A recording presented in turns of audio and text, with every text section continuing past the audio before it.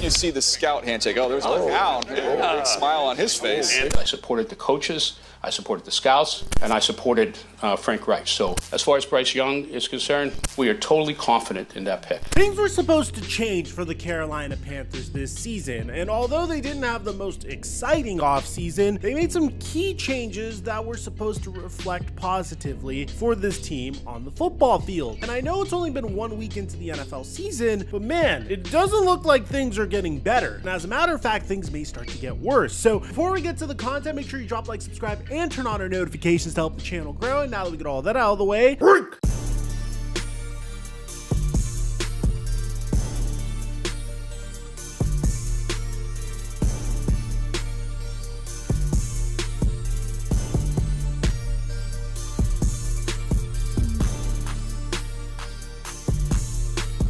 if you follow me on Instagram at @TheFlightMike and followed my Friday night picks for Prize Picks, then you made yourself some money. Unfortunately, I didn't get as lucky with the free square, but luckily for us, we're getting another free square for week 2. And once again, it's with Caleb Williams. All Caleb Williams needs is 1 passing yard versus the Houston Texans for his square to hit. We just gotta pair this with something that we believe is guaranteed and we'll automatically make ourselves some money. I'm gonna post my Caleb Williams pick onto my Instagram story when a new board comes out. And guys, use my promo code Mikerophone to get a free $50 when you play a game of $5 or more. You don't even need to win to get the $50. It's guaranteed. This game's really fun, especially if you're good at projecting how players are going to do. And thank you, Prize Picks, for the sponsor. Mic check 1 2 1 2. What's going on, everybody? Coming out of high school, Bryce Young wasn't just a 5-star recruit, but he was the #1 prospect in the entire country. So it made sense that the young superstar sensation committed to Alabama to play under the greatest head coach in college football at the time. As a freshman at Alabama, Young sat behind eventual first-round pick Mac Jones, where Young would win a national championship as a backup. And during his first year starting, he won the Heisman Trophy Award, throwing a NCAA best 47 touchdowns and 4,872 passing yards en route to a blowout loss to Georgia during the national championship game. In the game, Young struggled mightily, racking up a ton of passing yards in garbage time and throwing 2 interceptions in the loss. After his breakout season, many believed that Bryce Young could win another Heisman Trophy. However, as the season went on, it was obvious that Alabama just wasn't as dominant as they had been for the last 10 years, mainly due to NIL and the incentives to transfer elsewhere. So as a result, Young's passing stats dipped dramatically to just 32 touchdowns and 3,328 passing yards, which meant he had thrown 15 less touchdowns and just over 1,500 less yards. Following this season, Bryce Young would declare for the NFL draft, and the situation at the top of the 2023 NFL draft was very unique to say the least. If you guys remember, the 2022 Carolina Panthers actually had Baker Mayfield under center. Christian McCaffrey was lined up behind him, at least at the start of the season, and they had DJ Moore at wide receiver. They gave away Baker Mayfield for free, but they still had Sam Darnold under center. But clearly, Sam Darnold wasn't the Panthers' future, and they figured that they had all the pieces to win a Super Bowl if they just went and traded up for a quarterback. No, seriously, that was Scott Fitterer's thinking. That was David Tepper's thinking. Obviously, you didn't even need hindsight at the time to say this wasn't really the greatest move because, as you guys know, the Panthers would give up DJ Moore, a 2024 first-round pick, a 2025 second-round pick, and the 9th overall pick in the 2023 NFL Draft in order to move up to the #1 overall pick and choose between CJ Stroud and Bryce Young. Now, the decision was very challenging to say the least. Bryce Young was relatively undersized, but has shown great flashes even when his team got significantly weaker in his second year at Alabama as a starter. Whereas CJ Stroud had some concerns. I mean, he scored relatively low on the Wanderlick. And then there was this question of whether or not CJ Stroud was only successful because he had one of the greatest wide receiver cores in college football history to throw the football to. All very legitimate concerns, but that didn't stop the Carolina Panthers from, I don't know, committing to CJ Stroud during the pre-draft process. You see the scout handshake. Oh, there's a hound. Big smile on his face.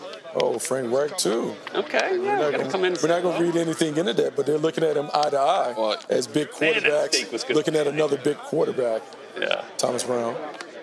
They all Jim Caldwell back there behind them. They all were together last night, including JSN with owners. Oh, okay. Carolina. With ownership. Yeah. So when they make the trip, we got something. Now we'll see if we see him next few days. Now, of course, you guys remember last season, in the middle of Bryce Young's rookie campaign, the Panthers owners said that they were originally supposed to take CJ Stroud. No, he actually said this despite drafting Bryce Young. Watch. Originally, we were going to go to the number 2 pick, and we thought we would get CJ because we thought the Texans were going to pick Bryce. And listen, we preferred Bryce. He was our number 1 pick. We had a lot of conviction. I supported the coaches, I supported the scouts, and I supported Frank Reich. So as far as Bryce Young is concerned, we are totally confident in that pick. At this point, you guys know what would end up happening. The Carolina Panthers would make a horrific mistake by, first of all, doing this. The Carolina Panthers have been searching for the last several years for their franchise quarterback, and they now have the first opportunity in the draft, trading with the Chicago Bears for the right to draft Bryce Young from Alabama. Could it be CJ Stroud from Ohio State? They would eventually end up drafting Bryce Young number 1 overall, and then they would be the worst team in football last year. Despite having a relatively solid coaching staff, in my opinion, especially in terms of assistants, I personally thought that Josh McCown was going to crush it as an assistant. David Tepper pointed the blame finger at Frank Reich for the fact that the Panthers sucked, which is hysterical when you just take a look at the makeup of this roster. It is definitely possible that Bryce Young is a terrible QB. At the same time, I don't think he really had an opportunity to succeed in year 1. In his first year, he completed 59.8% of his passes, threw for 11 touchdowns, 10 interceptions, and underneath 3,000 passing yards. One of my favorite bits of Bryce Young is brought to you by the QB School. Make sure to check him out. He does great breakdowns of each and every QB in the NFL, and he really did a good job highlighting one of the biggest problems that Bryce Young had throughout his rookie year.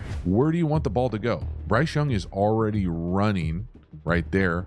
No one's turned around. He's already running right there. He's running, and no one is ready for the ball. But at the same time, there were still flashes. I mean, when Bryce Young had a clean pocket, look at what he was capable of doing. Yeah, this was technically in garbage time, but hey, he wasn't completely useless. On top of that, Bryce Young didn't really have the greatest wide receivers in the game. I mean, here's an example of a pass that should have been a touchdown, but it was dropped. And then this throw by Bryce Young as well was fantastic, fitting it into a tight window to Adam Thielen. So it's not like Bryce Young is that terrible, it's just the circumstances that he was placed in were terrible. He had a horrible offensive line and no wide receiver to really throw to except a past his prime Adam Thielen. So the Carolina Panthers decided to get to work. In the offseason, they moved on from Scott Fitterer, and honestly, any general manager that would decide to make that trade for the number 1 overall pick should definitely be fired, because you guys know that that number 1 pick would turn into Caleb Williams, who was placed in one of the greatest situations in NFL history for a rookie QB to go into. I mean, the man has Keenan Allen, DJ Moore, and Rome Odunze to throw the football to, on top of a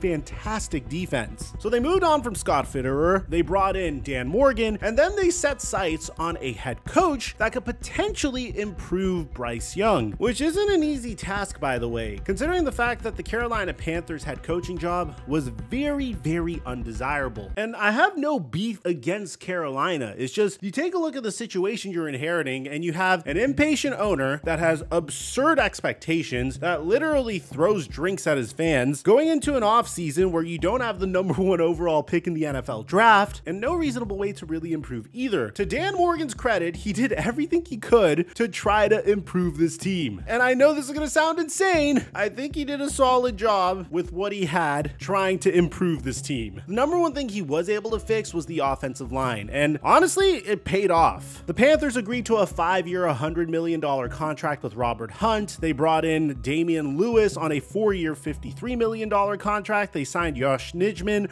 on a 2-year contract, and then they took a flyer on Deontay Johnson, who is on the final year of his contract and has a $15.8 million cap hit. But honestly, considering how desperate this team is for any type of help in the wide receiver core, I think it was a great move. And then they also signed Jadeveon Clowney to a 2-year, $20 million contract. Look, these are of moves that are going to win you a Super Bowl, but considering the fact that this team made one of the worst trades in NFL history, then honestly, there isn't much else you could really do here. At a specific point, you gotta be realistic. Dave Canales was hired as the head coach in hopes of fixing Bryce Young. He was credited with being the man behind Geno Smith's resurgence in Seattle during the 2022 season. Then he was able to work his magic with Baker Mayfield during the 2023 season. So the Panthers were hoping that somehow, some way, Dave Canales could save Bryce Young. But the thing is, in 2022, Geno Smith had DK Metcalf and Tyler Lockett to throw the football to.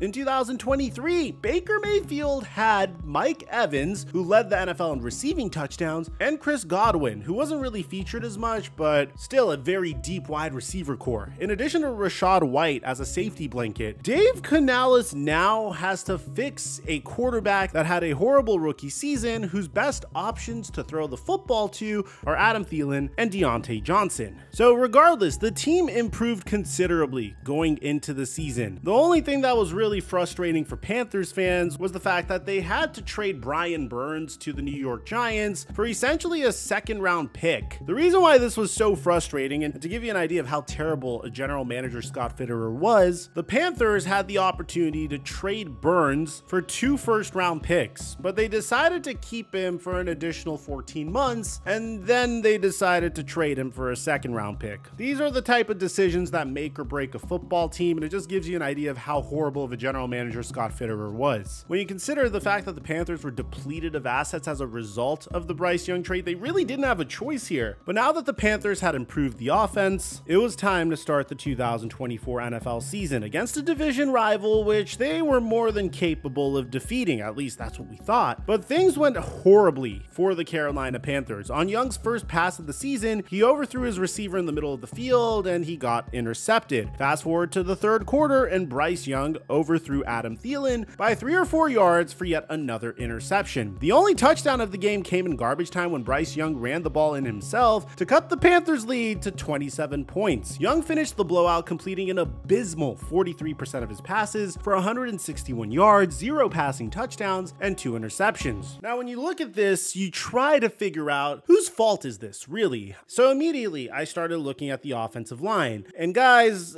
I hate to break it to you, but it's not the offensive line's fault. As a matter of fact, the Panthers' offensive line might be one of the better offensive lines in the NFL this year. So I decided to look at the wide receivers at that point. And I will admit, the wide receivers could be better. When you take a look at this chart highlighting quarterback accuracy and average separation in week 1, with the epitome of both being, and I can't believe I'm saying this, but Derek Carr at the top right, we might be in for a Derek Carr MVP season, or he just decimated the Panthers. It's whatever you choose. And then you have Anthony Richardson, who has very low accuracy, but didn't have his receivers separate very much, which regardless, they got just enough separation for this incredible throw. I mean, this touchdown to Alec Pierce is insane. And then like the rest of this chart will just really depress you as a football fan. I mean, Lamar Jackson's receivers had no problem separating, but his accuracy could have used some help, particularly on that missed throw to Zay Flowers. Deshaun Watson's wide receivers were separating against the Cowboys, but his accuracy was terrible. Daniel Jones's wide receivers are doing above average in separation, but he's not accurate at all. And then you go all the way to the left and you see Bryce Young right over here, whose wide receivers once again can't separate, but there's this beautiful combination of not only can Bryce Young's receivers not separate for their lives, but he's also really inaccurate. And it's only been week 1 of the NFL season, but man, it was just a very tough watch for Bryce Young and the Carolina Panthers. Look, at the end of the day, what do I think Bryce Young's future is? You can't get rid of him. I mean, like, what are you gonna do at this point? Like, you're gonna trade for another first-round pick? You have no assets. You pretty much have to take the Daniel Jones approach. You have to throw in a quarterback, no matter how mediocre he is, and focus on other aspects of your team because you have no assets whatsoever at this point. And to be honest, at the same time, I really don't think any quarterback could succeed. I mean, at this point of Bryce Young's career, he's on his 3rd head coach if you're counting the interim head coach Chris Tabor last year. When you take a look at CJ Stroud, a quarterback that Bryce Young's always going to get compared to, his situation's significantly different. The Houston Texans had a plethora of draft picks as a result of the Deshaun Watson heist, which we're going to leave a video on Deshaun Watson in the end screen. There's new allegations against him. It's crazy. But like in the same draft that Houston got CJ Stroud, they were able to get Will Anderson Jr. They were able to get Tank Dell. This past offseason, they were able to trade for Stephon Diggs, and they didn't really give much up to get Stephon Diggs. They signed Joe Mixon. They're consistently getting better and better. But the Carolina Panthers have nobody. They used to have Christian McCaffrey and DJ Moore. They used to have Brian Burns, and they didn't even sell high on those players. At the end of the day, I placed the blame finger on ownership, on David Tepper's stubbornness, and his lack of patience. And I don't want to say Bryce Young is a draft bust yet, but if he does become a draft bust, a lot of it is because of the situation he's been placed in. His offensive line has improved, and hopefully in week 2, things could improve for him as well. But to be honest, it just seems like more of the same from last year. And we know at the very end of the day, David Tepper is going to place the blame finger on everybody else but himself. Let me know what you guys think about this in the comment section down below. We're going to leave the Deshaun Watson video in the end screen for you guys to catch, and I'll meet you guys over there. Aside from that, I'm your boy Mike, and I'm dropping our mic until our next upload.